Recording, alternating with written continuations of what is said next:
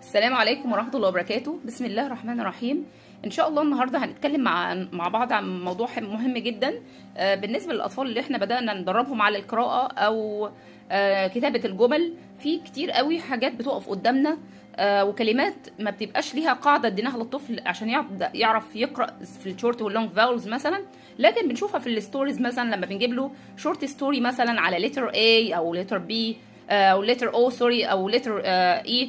فبتقابلنا قوي الكلمات دي بنسميها سايت ووردز. سايت ووردز اللي هي الكلمات اللي بتتكرر كتير قوي والطفل بتبدا عينه تحفظها، فمن كتر التكرار بيشوفها ما بيقراهاش، بيقولها على طول.